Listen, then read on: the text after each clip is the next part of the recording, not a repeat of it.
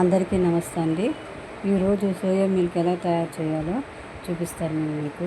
ఈ రాత్రే ఆల్రెడీ వీటిని నానబెట్టాను. నానిన తర్వాత ఇగో ఈ విధంగా ఉంటాయండి. సోయా బీన్స్ ఇట్లా ఉంటాయి. సోయా బీన్స్ అంటే ఇట్లా ఉంటాయి. నానబెట్టానమాట నేను ఆల్రెడీ రాత్రి. ఈ నానబెట్టిన తర్వాత వీటిని మన మినపప్పులాగా క్లీన్ చేస్తే పొట్టు ఎలా వస్తుంది, వాటి పొట్టు వస్తుందండి. ఇవి ఇట్లా చూడండి, ఇలా ఉన్నాయి కదా, ఇలా ఉన్నవి ఇలా తీసుకొని చూస్తే ఇలా నొక్కితే దాని పొట్టు వస్తుంది అన్నమాట. ఇలా గట్టిగా బాగా మనం మినపప్పు పొట్టు ఎట్లా క్లీన్ చేసుకుంటామో అట్లా క్లీన్ చేసుకోవాలి. చేస్తే ఈ విధంగా పొట్టు వస్తుంది దానికి పైన. ఆ పొట్టు మరి శుభ్రంగా క్లీన్ చేసుకొని తీసేయాలన్నమాట. తీసేసేసి శుభ్రంగా పొట్టు అంతా పోయేలాగా క్లీన్ చేసేసుకోవాలి. క్లీన్ చేసుకున్న తర్వాత దీన్ని ఒక మిక్సీ జార్ తీసుకొని చూపిస్తాను చూడండి. ఇది అట్లా ఉంది, ఇదంతా పొట్టు ఇట్లా ఉంటుంది అన్నమాట. ఈ విధంగా ఉంటుంది దాంట్లో పొట్టు. మిక్సీ జార్ తీసుకోవాలి. ఇప్పుడు నేను దీన్ని మిక్సీ పట్టా. మిక్సీలో కొంచెం వాటర్ పోసేసి మిక్సీ పట్టేసాను అన్నమాట. మెత్తగా రుబ్బుకోవాలండి. మెత్తగా రుబ్బిన తర్వాత ఇట్లా మిల్క్ లాగా వస్తుంది అన్నమాట. ఈ మిల్క్ని నేనేం చేశానంటే స్టవ్ వెలిగించాను. స్టవ్ మీద పెట్టి ఇగో ఒక గిన్నెలో పోసాను. ఆ విధంగా ఉంటుంది. గిన్నెలో పోసాను. దీన్ని ఇప్పుడు స్టవ్ సిమ్లో పెట్టుకోవాలండి. సిమ్లో పెట్టుకొని గరిటెతోటి బాగా కలుపుతూనే ఉండాలి అక్కడ. ఎందుకంటే దాన్ని వదిలేసామనుకోండి అడుగుని మాడుతున్నట్టుగా అయిపోతుంది, అడుగంటుతుంది అన్నమాట. నీట్గా మరిగే వరకు తిప్పుతూనే ఉండాలి దాన్ని అక్కడ నిలబడి. కొంచెం ఓపికగా చేసుకోవాలండి ఇదైతే.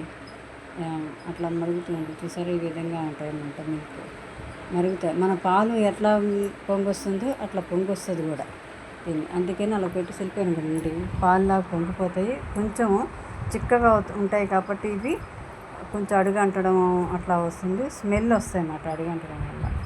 సో నేను కొంచెం చిక్కగా ఉన్నాయని వాటర్ కూడా పోసుకుంటున్నాను నేను. చూడండి ఎట్లా ఉందో. అట్లా కలుపుతూనే ఉండాలి. అలాగే కలుపుతూనే ఉండాలి. కలుపుతూ ఉండాలి. సో ఇలాగ కొంచెం చిక్కగా అయిపోయింది. అందుకని కొంచెం వాటర్ పోసుకున్నాను నేను, కొంచెం పలుచగా కావడానికి. మళ్ళీ ఇంకొంచెం మరగాలన్నమాట. అలా వాటర్ పోసాక కొంచెం మరిగించి అలా తిప్పుతూ ఉండాలి. చూసారు ఎట్లాగా ఉన్నది. సేమ్ మిల్క్ లాగే ఉంటాయండి. ఎగ్జాక్ట్లీ అలాగే ఉంటాయి. దీని పాలు పెరుగు అన్నీ దీన్నే పెరుగుగా కూడా చేస్తాను నేను. దీన్ని పెరుగు చేసి మజ్జిగ చేసుకుంటాను. దీంతో పాయసం చేసుకుంటాను. తర్వాత ఐస్ క్రీమ్ చేసుకుంటాము. చాలా రకాలుగా చేసుకోవచ్చు ఇది ఇష్టం ఉన్నవాళ్ళు.